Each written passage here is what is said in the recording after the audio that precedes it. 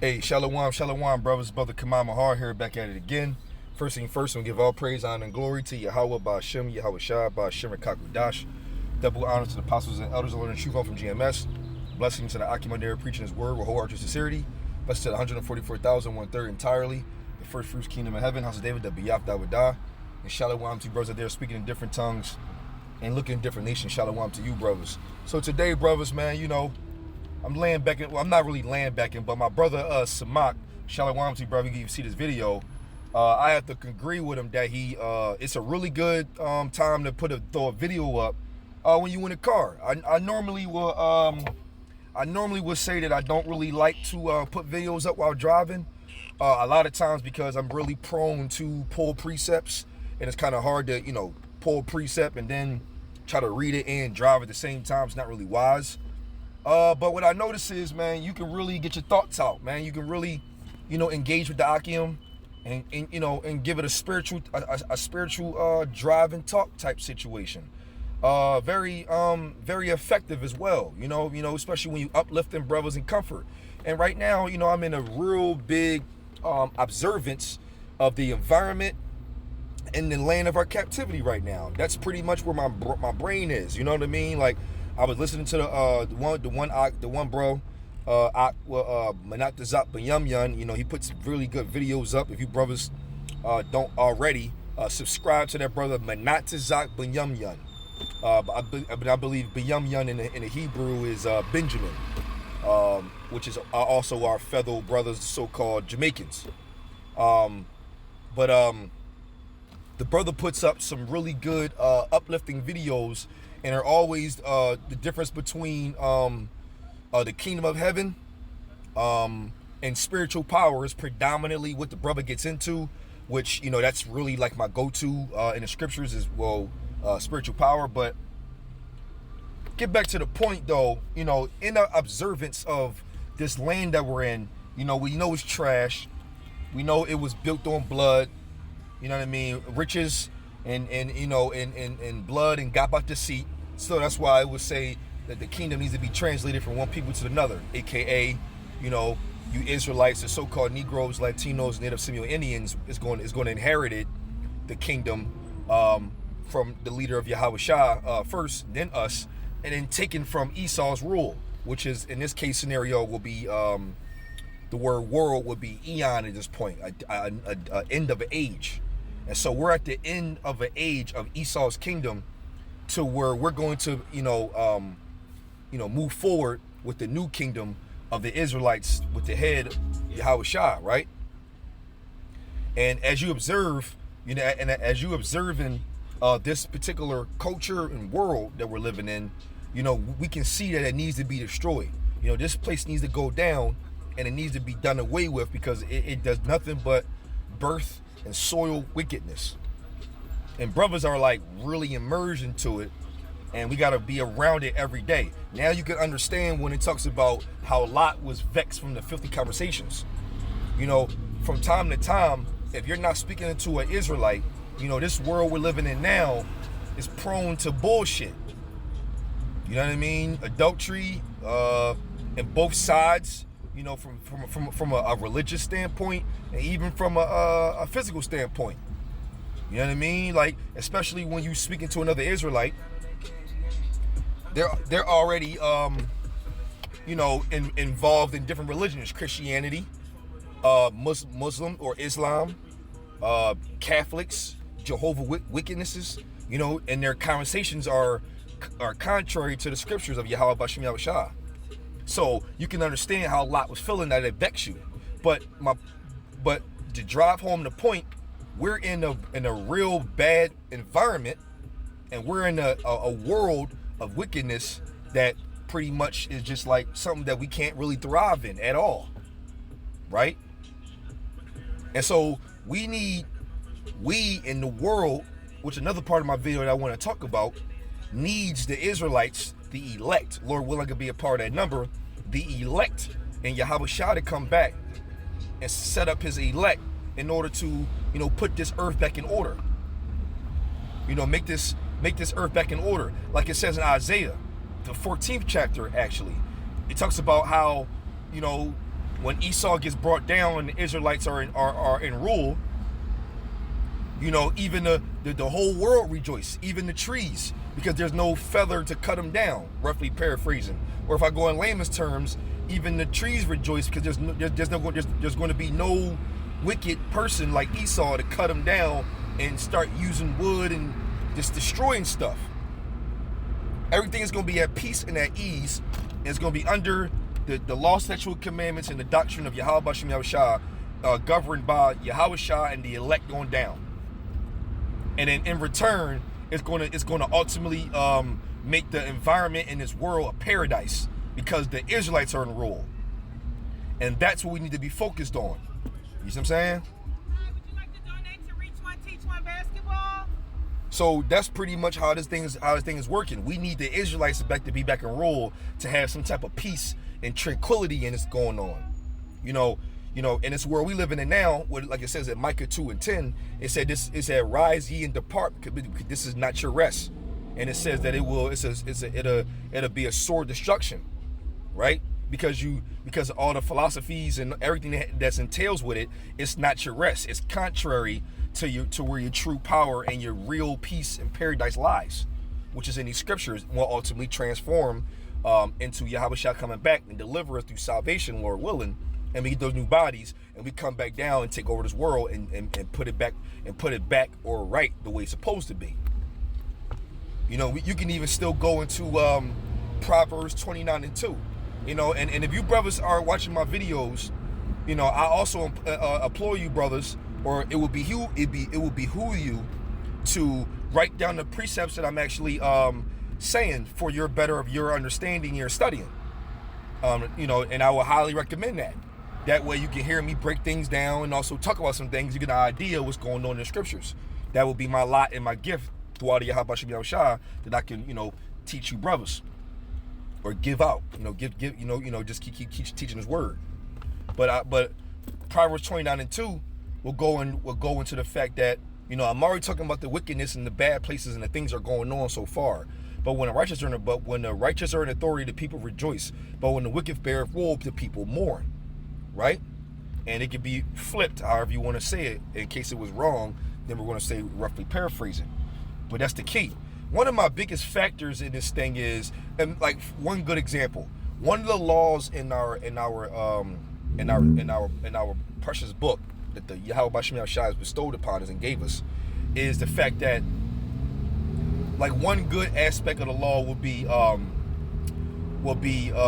the tilling of the land, right?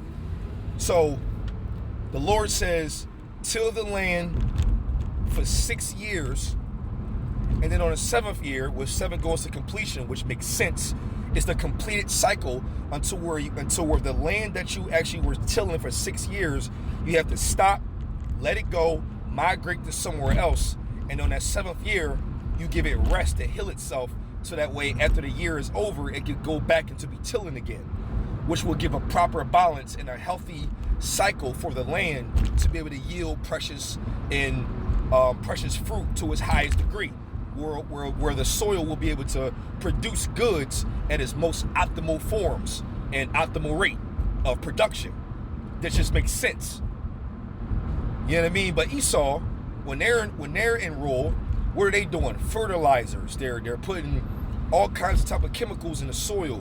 They're trying to speed up the process. They're, you know, chemtrails. You know, the rate, everything is just all messed up because it's in their hands,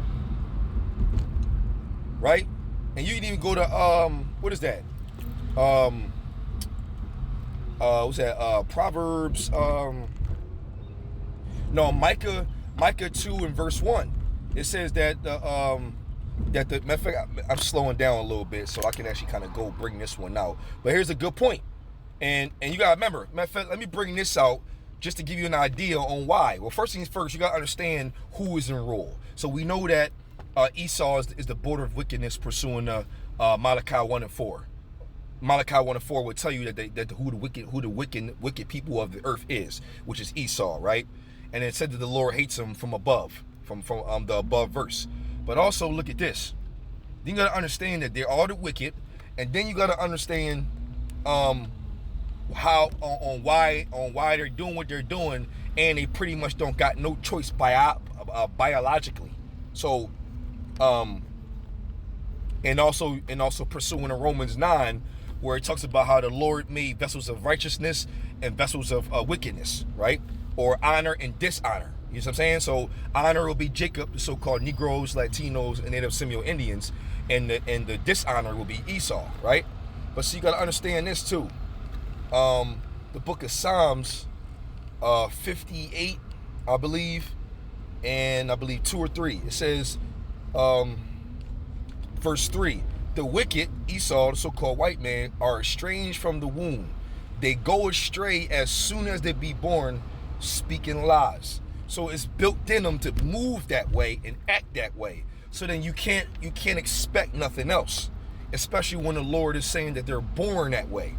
They're born to be contrary to righteousness. So it's like you can't be all that mad, even though it looks terrible and it sounds terrible from the way they physically and verbally establish themselves. We also got to know through the scriptures with our wisdom that they're made that way from dishonor.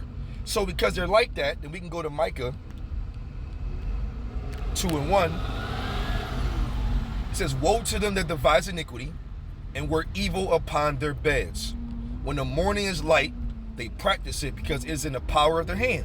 So if you got power to move and make some crazy moves, and then your thought process is thinking wickedly, well, ain't nothing going to come out of it but wickedness. Like scripture talk about how for a wicked or evil fruit or tree will produce evil or wicked fruit.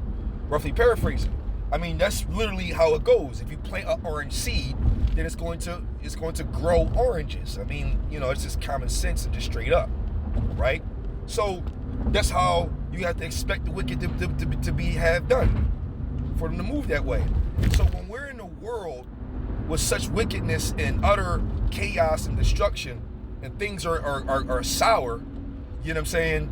Then you understand that it's the people that's ruling. You know that they got to go, and you have to replace them with a righteous tree that's going to produce righteous fruit, which are the elect of the Israelites, the so-called Negroes, Latinos, and Native Seminole Indians. And when they're in rule, they're going to do the things the right way, which is going to produce beautiful, righteous, and healthy living, healthy air, healthy water, healthy everything. You know what I mean? Like, I look at it like this too. The heathen are going to still be in terrestrial bodies, right? So they're still going to be in this flesh, which even the flesh is going to still produce sin, because it's a fleshly situation. It's made from a what you call a stony heart, right? Lod means mind. So they're going to still be susceptible to negative thoughts, rebellion, anger, frustration, being able to lie, all types of adultery, whatever. The brain is still gonna be able to do that, right? So in return with that, you gotta look at it from this perspective. We're in rule, right? And so we're going to be able to, be in celestial bodies, and our brain processing is going to think perfect and right, and whatever's going to be profitable is going to be the best option to go forward with, which is opposite of them, right? Because they work evil upon their beds. So now look at it like this. So opposite of Esau in this new world to come, opposite of Esau, it's going to be fresh air, fresh food. The earth is going to yield its fruit at its optimal production. Mess around and see grapes the size of basketballs again. All types of huge trees, like precious. Everything's going to be beautiful and comely, right? Now, you put a terrestrial body into an environment with such elements that's on that level. You have to look at it from a perspective that even the heathen is going to be well off. Their bodies are going to grow stronger. They're going to breathe really well. Like, I wouldn't be surprised if generations of heathens be born and they exercise and they grow, you know what I mean? And they just thrive from generation to generation from the heathen. I wouldn't be surprised if they had their own mighty men to a certain extent. Like, the average guy is growing to 6'5", 7 foot, and the heathen are even mighty in the terrestrial form. Well, that makes sense because they're eating precious foods, pure water. The food is yielding with no GMOs and no fertilizers. They're eating wonderful food and breathing wonderful air, and they're drinking mineral style placed in waters. You put that type of stuff into a terrestrial body, it will thrive very well. I wouldn't be surprised if the heathen was 35 years old or 40 years old looking like they 25, or if you 40 years old looking like you 26 and 32, or if you turn 60 you look 30. I would not be surprised. That just makes sense in that environment and that type of living, right? It ain't gonna be GMO. It ain't gonna be none of that crazy shit in the new world. Because when the righteous men are in authority, the people rejoice. Like, you can go to Isaiah, one of my favorite verses, 60 and 15. It says, whereas thou hast been forsaken and hated, which is us, the Israelites, the so-called Negroes, Latinos, and Native Indians, so that no man went through thee. What the Lord say He gonna do? I will make thee an eternal excellency and a joy of many generations. The heathen is going to love that we're in rule. They're going to embrace the fact that, yes, I'm so happy that these so-called Negroes, Latinos, and Native Indians, because they're going to be terrestrial. Now all of them are going to die, so they will remember us in our other state. You got to remember that. They will remember us in our other state. So what's going to happen is they're going to be in rule. I mean, we're going to be in rule, and they're going to be able to understand, understand that because we're in rule, the way living is now is the best they ever seen. Like, you're going to be happy to be in an environment, of great living, just because a specific people are in rule, man. And not to mention us, it's going to be up with us, because we're going to just be in perfect bodies, be able to have spiritual power, be able to manipulate elements. We're going to have wives out of the wazoo. They're all going to love us and pursue one man of each elect. You know what I mean? It's going to be like, we're going to be in subjection, and our bodies are going to be able to do perfect things at will. It's going to, this is all in the new world, right? And once again, brothers, this is a drive and talk, man. That's what I'm gonna call these new lessons that I put up, drive and talk, where you're gonna be able to, just vibe with me, man. Break some scriptures out. Let's break some bread. Make things make sense. Talk about discussion about things. Ultimately, also, this is also comfort. You know what I mean? To uplift you brothers who might be down in the spirit sometimes, because we get down in the spirit. I know I do. I be having some, man. Satan be trying to play with demons on us, crazy, man. And another thing too is we're also in this wicked ass world. So the way things operate and the way things are is really contrary to how we really want to be. So that's where it goes into oppression make a wise man mad. See? Everything comes full circle, man. So listen, brothers, man, I just want to drive and talk with you brothers, man. Just break some bread. You know what I mean? Uplift you brothers, man, and keep striving, keep doing this work, because we at the end of the tunnel with this thing, man. And we're soon going to be in this new world that's going to be given to us by Yahweh Shem Yahushua, when the Lord even said another thing. It's my pleasure, or it's my good pleasure to give you the kingdom. Roughly paraphrasing with that one too. So, you know what I mean? The Lord want to bless us in that magnitude of a way. But I'm right side, brothers, man. I just want to, give you some words of wisdom through the Spirit and the power of Yahweh Shem Yahushua. I'm right side edifying to you, brothers, man, to hold on strong, keep striving. And I'll give all praise, honor, and glory to Yahweh by Shem Yahushua, by Shem Kakwadash Yahweh. He is to be, exists by Shem the name, and the only begotten Son, the Lord and Savior, Yahushua, by Shem in the name, and the Holy Spirit of Kakwadash. Double honors to the apostles and elders of Learn Truth from GMS. Again, blessed to the Akim there preaching His word, or whole heart, true sincerity. Blessed to the 144,000, 1/3 entirely. The first fruits, kingdom of heaven. Has David the Piaf that would die. And Shalom's birth out there speaking in different tongues and looking in different nations. Shalom to you, bros. Keep holding on, big dog.